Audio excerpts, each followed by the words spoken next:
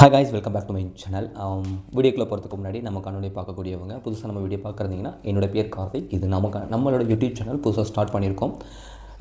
Subscribe பண்ணுங்கள், support பண்ணுங்கள். காணொலிகளில் நான் சொல்லக்கூடிய கருத்துக்களில் எந்த தவறுகள் இருந்தாலும் அதை நீங்கள் சொல்லுங்கள். கண்டிப்பாக அதை நான் சரி பண்ணிக்கிறேன். தொடர்ந்து வீடியோட இணைந்திருங்க. நம்ம சேனலுக்கு சப்போர்ட் பண்ணுங்கள், சப்ஸ்கிரைப் பண்ணுங்கள். இப்போ வந்து பார்த்தீங்கன்னா, ஸ்கேமை பற்றின ஒரு வீடியோ தான். 2-3 நாளாக எனக்கு தெரிஞ்சு 2-3 நாளாக, ஆனால் அதுக்கு முன்னாடி இந்த பிரச்சனை ஸ்டார்ட் ஆயிடுச்சு. ஒரு வருஷத்துக்கு முன்னாடி இது ஸ்கேம் தாங்கிறத நிறையா யூடியூப் சேனல்ஸ் பசங்க எல்லாருமே வெளியே கொண்டு வந்துட்டாங்க. ஆனால் இப்போ ரீசெண்டாக தான் இது மிகப்பெரிய ஸ்கேம் நடந்திருக்கு அப்படின்னு சொல்லி எல்லாருமே அந்த சேனலுக்கு பின்புலம் இயங்கக்கூடியவங்க, அந்த சேனல் நடத்தக்கூடிய, அந்த சேனல் வீடியோவில் பேசக்கூடிய அந்த பையனுடைய முகத்திலேயே கிழிச்சிருக்காங்கன்னு நம்ம சொல்ல முடியும். ஸ்கேம் நடந்திருக்குங்கிறது உறுதி. ஸ்கேம் நடந்திருக்கு அப்படிங்கிறத நம்மளால் புரிஞ்சுக்க முடியுது. எப்படி புரிஞ்சுக்க முடியுது அப்படின்னு பார்த்தீங்கன்னா, வேறு யாருமே இல்லைங்க, இந்த குடுவாய் அன்புங்கிற அந்த சின்ன பையன் தான். ஆக்சுவலாக அந்த பையனை நான் ஃபாலோலாம் கிடையாது. அந்த பையனை பார்த்துருக்கேன். இந்த விஜய் அவர்கள் கட்சி ஆரம்பித்தப்போ சொன்னால், ஏதோ ஒரு வீடியோவில் சொன்னால், படம் நடிக்க மாட்டேன், அவங்க ஃப்ரெண்டுக்குள்ளே பேசிக்கிற மாதிரி, தளபதி வந்து முதல்வரானா படம் நடிக்க மாட்டாரடா அப்படின்னு சொல்லி கேட்குறதும், இல்லைடா படம் நடிப்பாரா அப்படிங்கிறத, அப்புறம் 300 கோடி நமக்கு அதை விட்டுட்டு வந்தாருடா, அவரை நம்ம தாண்டா முதல்வர் ஆக்கணும், ஜிகே வைக்கணும் அப்படின்னு சொன்ன வீடியோலாம் நான் பார்த்துருக்கேன். டிவிகே சார்பாக, அந்த கட்சி சார்பாக நம்ம செய்திகள் கலெக்ட் பண்ணும்பொழுது இந்த மாதிரி வீடியோஸ் நம்ம கண்ணில் பட்டது நம்மளால் பார்க்க முடிஞ்சிச்சு. ஆனால் பட் இந்த பையன் டிவிக்கே சப்போர்ட்டாக தான் இருப்பான், டிவிக்கே சப்போர்ட் பண்ணி தான் பேசுவான், சும்மா என்டர்டைன்மெண்ட் சேனல் தான் பண்ணுறான்னு பார்த்தா, கேமுக்கு ப்ரொமோட் பண்ணியிருக்கான், ஒர்க் ஃப்ரம் ஹோமுக்கு ப்ரொமோட் பண்ணியிருக்கான். ப்ரொமோட் பண்ணி அதுக்கு இன்கம் இருக்கும், நீங்கள் இவ்வளோ இன்வெஸ்ட் பண்ணுங்கள், இவ்வளோ போடுங்க அப்படின்னு சொல்லி காசை கலெக்ட் பண்ணது மட்டும் இல்லாமல், திரும்பி ரீஃபண்ட் கேட்கும்போது சரி, இன்வெஸ்ட்மெண்ட் பண்ணதுக்கான ப்ராஃபிட்டை கேட்கும்போது சரி, நீங்கள் டேக்ஸ் பே பண்ணணும் அப்படின்னு சொல்கிறான். டேக்ஸ் பே பண்ணுறதுக்கு அமௌண்ட் இல்லைப்பா, நான் இன்வெஸ்ட் பண்ண பணத்தை நீ திருப்பி கூட, ப்ராஃபிட் கூட வேணும்னு சொன்னால், அப்படி கேட்கக்கூடியவங்கள ஐடியா பிளாக் பண்ணுறான். இது நடந்துச்சு, இப்போ ரீசெண்டாக நடந்திருக்கு. இது எல்லாமே வெளியே கொண்டு வந்துட்டாங்க. எல்லாருமே இந்த தகவலாம் பார்த்துருப்பீங்க. இப்போ இது எந்த இடத்துல வெடிக்க ஆரம்பிக்குது, இந்த பிரச்சனை எங்கேருந்து ஸ்டார்ட் ஆகுது அப்படின்னா, இவன் ஒரு கார் புக் பண்ணுறான். தார் அப்படிங்கிற ஒரு கார் புக் பண்ணுறான். அந்த காரோட வேல்யூ ஒரு 20 லட்சம் இருக்குங்களா, 30 லட்சம் இருக்குமா. என்ன கேள்வி வருதுன்னா, நீ கார் வாங்குறதுக்கான அசட்ஸ் வேல்யூ எங்கேருந்து வருதுன்னு அப்படின்னு ஒரு வார்த்தை வைக்கும் பொழுது, அவங்க சைடுலேருந்து வரக்கூடிய விஷயங்கள் எப்படி இருக்குன்னா, நான் செய்திகள் மூலம் தானே சொல்கிறேன், பணங்கள் வீட்டில் ஃபேமிலி எல்லாமே சேர்த்து வச்ச பணத்தை வச்சு தான் நான் அந்த கார் வாங்க முடிஞ்சு. நாங்கள் அதுக்காக சேர்த்து வச்ச அந்த பணம் தான், அது இல்லாமல் யூடியூப்லேருந்து வரக்கூடிய வருமானத்தை வச்சு தான் வாங்கணும்னு கேள்விகள் இருந்தாலும், இந்த பையன் ஒரு வாக்குமூலம் கொடுத்துருக்கான் ஒரு வீடியோவில். நான் கேமில் இன்வெஸ்ட் பண்ணி கேம் விளாண்டு அதில் ப்ராஃபிட் எடுத்து தான் நான் கார் வாங்கியிருக்கேன், நீங்களும் இந்த கேமில் இன்வெஸ்ட் பண்ணுங்கள், அந்த லிங்க் மூலமாக விளாடுங்க, ப்ராஃபிட் ஏர்ன் பண்ணுங்கள், கார் வாங்குங்கன்னு சொல்லி இவனே வாக்குமூலம் கொடுத்த ஒரு வீடியோ இருக்குது. ஆனால் இப்போ அந்த வீடியோ வந்து பார்த்திங்கன்னா பேஜில் இல்லை, டெலீட் பண்ணிட்டான். ஆனால் அந்த வீடியோ நான் பார்த்துட்டேன். மறுபடியும் சரி எடுக்கலாம், நம்ம அந்த வீடியோவுக்கு போடும்போது காட்டலான்னு பார்த்தா வீடியோ இல்லை. ரீசெண்டாக வந்து அவன் சென்டிமெண்ட்டாக பேசியிருந்தான். நம்ம தமிழ் மக்களுக்கு தான் ஒரு மைனஸ் இருக்குது இந்தியாவில், முக்கியமாக தமிழ்காரங்களுக்கு எமோஷ்னலாக பேசினா நம்பிடுவோம்.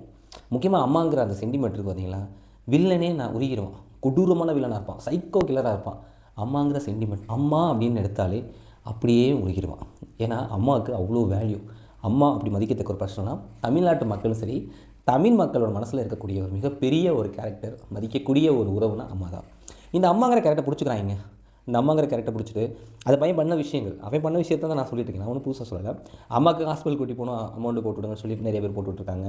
ஃப்ரெண்ட்ஸ், ஃபேமிலி இஷ்யூ, ஃப்ரெண்ட்ஸ் எனக்கு கொஞ்சம் சப்போர்ட் பண்ணுங்கன்னு சொல்லி அந்த மாதிரி எமோஷ்னலாக பேசுகிறது, அழுது பேசுகிறது. சின்ன பையனில் நம்ம என்ன சொன்னாலும் நம்பிடுவோம்ல. அதுதான் நம்ம ஊருக்கு ஆணைகளுக்கு ஒரு பிரச்சனை இருக்குது. எமோஷ்னலாக எவன் அழுதாலும் நம்பிடுவோம். அவன் ஸ்க்ரீன் அழுகிறானா, உண்மையாகவே அழுகிறானா, நடிக்கிறானா அப்படிங்கிறதெல்லாம் தாண்டி அழுகிறத ஒன்று பார்த்துட்டோம் அப்படின்னா, லைவ்லையோ சினிமாவிலையோ பார்த்துட்டா அதை பார்த்து அழக்கூடிய மக்கள் தான் நம்ம.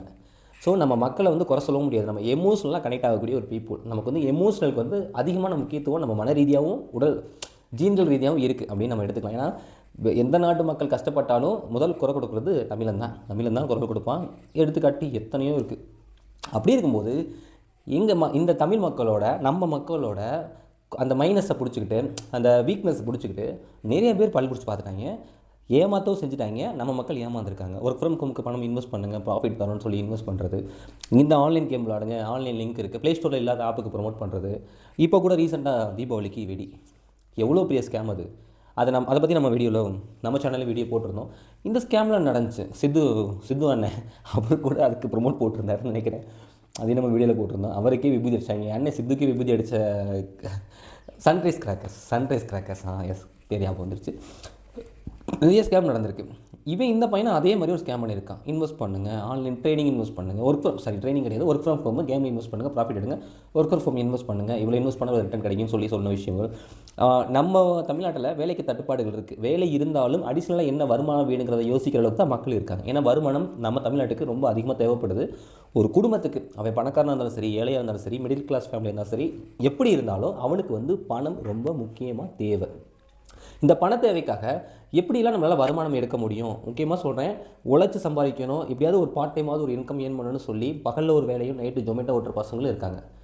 பகலில் ஒரு வேலை பார்ப்பான், ஆஃபீஸில் வேலை பார்ப்பாங்க, நைட்டு ரேபிடோ ஓட்டுவாங்க, ஜொமேட்டோ ஓட்டுவாங்க, ஸ்விக்கி ஓட்டுவாங்க, ஹோட்டலில் வேலை பார்ப்பாங்க, படிக்கிற காலேஜ் பசங்க பொண்ணுங்க படிச்சுட்டு ஈவினிங் பார்ட் டைமாக ஒர்க். ஏன்னா வருமானம் முக்கியம், இம்பார்ட்டன்ட். வருமானம் ரொம்ப இம்பார்ட்டன்ட். உழைச்சி சம்பாரிச்சணும், எப்படியா உழைச்சி காசு சேர்த்துறணும், நமக்குன்னு ஒரு பேங்க் பேலன்ஸ் இருக்கணும், சேவிங்ஸ் இருக்கணும், கடனை குறைக்கணும் அப்படின்னு சொல்லி எல்லாருக்கும் ஒரு தேடலும் ஒரு ஆசையும் இருக்குல்ல. இந்த இடத்த கார்னர் பண்ணிவிட்டு நிறைய பேர் தன்னோட இன்ஃப்ளூயன்சர் மார்க்கெட்டிங் சொல்லுவாங்க.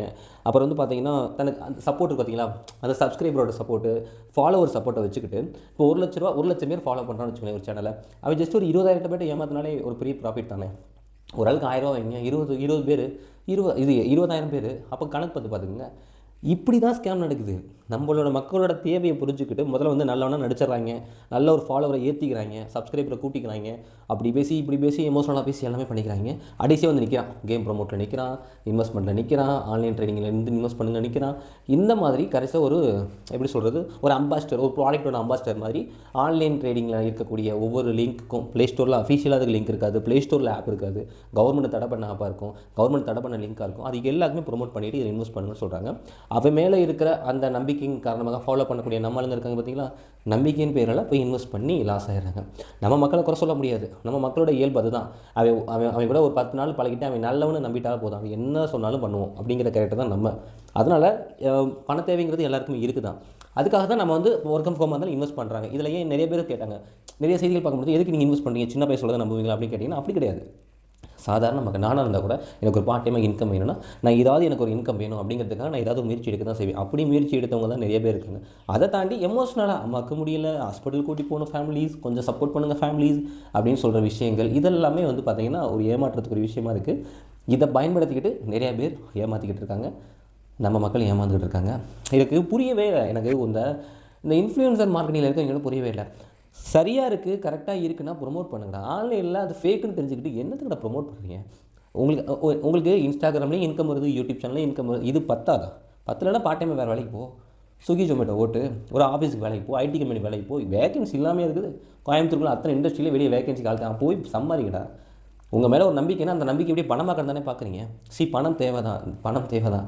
நம்பிக்கையை பணமாக்கணும் அவசியம் இல்லைல்ல. இப்போ உங்கள் மேலே நான் நம்பிக்கை வச்சுருக்கேன், இப்போ நீங்கள் என் மேலே நம்பிக்கை வச்சுருக்கீங்க, அந்த நம்பிக்கை வச்சு நான் பணம் சம்பாதிக்கலாமா?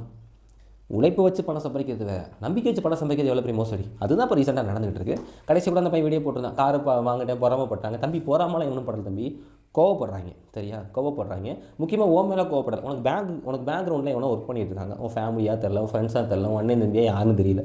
ஆனால் இது நார்மலாக பார்த்தீங்கன்னா இந்த பொறாமைங்கிற அந்த வார்த்தையெல்லாம் சாதாரணமாக வார்த்தை கிடையாது. அதுவும் கார் வாங்கியிருக்கான், பொறாமப்படுறாங்க ஃபேமிலிஸ். நான் கார் வாங்கினதை பார்த்துட்டு நிறைய பேர் இந்த மாதிரி சொல்கிறாங்க ஃபேமிலிஸ். நான் ஒன்றும் மோசடி பண்ணல ஃபேமிலிஸ், இன்வெஸ்ட் பண்ணுறதுல ஏதோ எரர் ஃபேமிலிஸ், அதில் குறிப்பிட்ட பேர் லாஸ் ஆயிடுச்சு ஃபேமிலிஸ். லாஸ் ஆயிடுச்சுல, உன்னை நம்பி போட்டவங்க லாஸ் ஆயிடுச்சுல, இதுக்கு நீ என்ன பதில் சொல்ல போகிற? நீயே வாக்குமூலம் கொடுத்த மாதிரி ஆயிடுச்சு, அப்போ அங்கே மோசடி நடந்திருக்குல்ல. இதுதான் பிரச்சனை. சரிங்களா, இந்த இன்ஃப்ளூயன்சர் பண்ணக்கூடியவங்க இந்த மாதிரி இருக்கிறவங்க உங்களுக்கு சரின்னு பட்டா பண்ணுங்க, நீங்கள் பண்ணிட்டு போங்க. அதுக்காக உங்களை நம்பி சப்ஸ்கிரைப் பண்ணவங்க, ஃபாலோ பண்ணவங்களுக்கு எதுக்கு அந்த வாழையை சொல்லிட்டு இருக்கீங்க?